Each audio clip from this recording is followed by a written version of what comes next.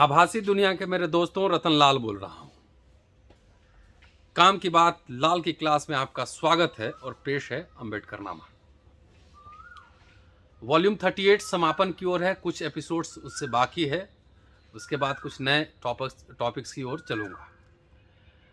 गोल मेज सम्मेलन पे कई एपिसोड्स हमने बनाया है। अगर पिछले साल के वीडियोज़ में जाएंगे तो गोल मेज सम्मेलन 1, 2 उस पर कई सारे एपिसोड्स हमने बनाए हैं।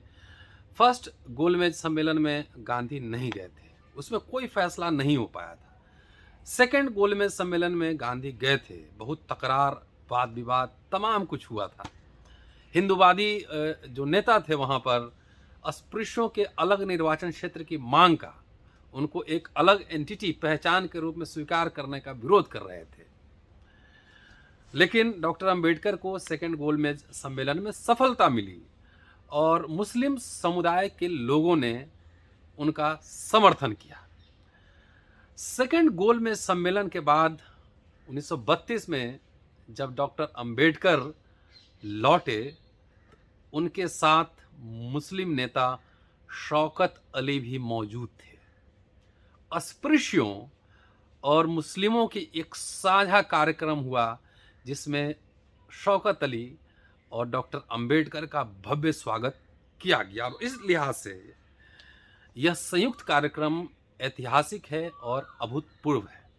इस एपिसोड में बहुत लंबा नहीं, सिर्फ मैं ये स्टेटमेंट बताने वाला हूँ कि इस स्वागत समारोह में शौकत अली ने क्या कहा और डॉक्टर अंबेडकर ने क्या कहा। एक एक पैराग्राफ का है, इसलिए जानना जरूरी है। अपने स्वागत का जवाब देते हुए शौकत अली ने कहा कि डॉक्टर अंबेडकर मेरे छोटे भाई की तरह हैं और जब तक हर धर्म के, जाति के और पंथ के व्यक्ति इस तरह के भाईचारे का अनुभव नहीं करते, तब तक सच्चे स्वराज की प्राप्ति नहीं हो सकती। इंसान पहले अपने काम के लिए हिम्मत बटोरे। इस नज़रिए से देखे तो डॉक्टर अंबेडकर ने विलायत के गोलमेज सम्मेलन में जो हिम्मत का काम किया है वह वाकई काबिले तारीफ है। हम एक दूसरे के लिए सहयोग के साथ आना पड़ेगा। शौकत अली के भाषण के बाद डॉक्टर अंबेडकर भाषण देने के लिए खड़े हुए और जो उस समय का नज़ारा था, जो भव्यता थी, उसका पूरा वर्णन है इसमें। वो लंबा चौड़ा है, वो मैं नहीं कहने जाऊंगा। फूलों से दबे हुए थे, अस्पृश्य और मुस्लिम हजारों की संख्या में लोग थे। उस डिस्क्रिप्शन में नहीं जाऊंगा, पेज नंबर बता दूंगा, आप जाकर उसको देख लेना।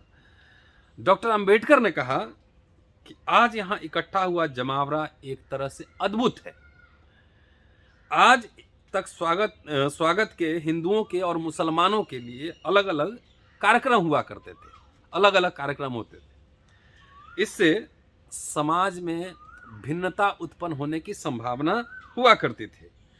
लेकिन आज यहाँ मन में एकता का भाव लेकर हम इकट्ठा हुए हैं।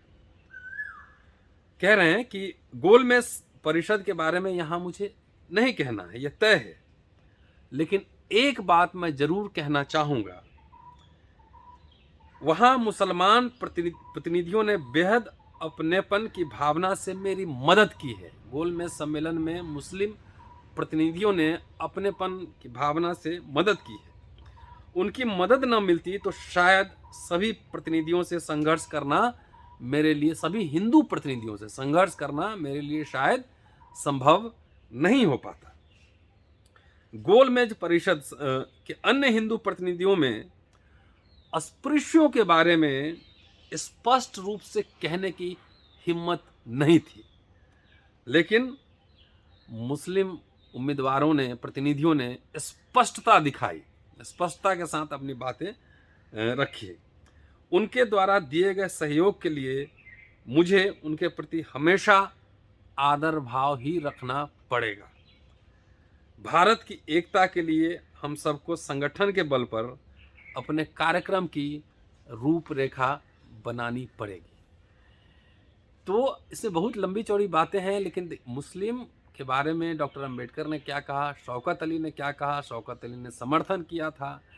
तो ये बात याद रखिए, और इसलिए ये बातें इतिहास बताई जाती है कि अपने इर्द गिर्द जो घटनाक्रम हो रही है, तो कहते हैं आप ही लोग सबसे ज़्यादा डालते हैं कि जो समुदाय इतिहास नहीं जानता वो गुलाम होता है। तो इसीलिए इतिहास को जानना, और इतिहास भक्ति से नहीं पढ़ा जाता है। शुक्रिया, keep watching and sharing Ambedkarnama. ज़्यादा से ज़्यादा देखिए, ज़्यादा से ज़्यादा फैलाइए लोगों के बीच। अगले एपिसोड में कुछ खास बात के साथ फिर आपसे मिलूंगा। शुक्रिया।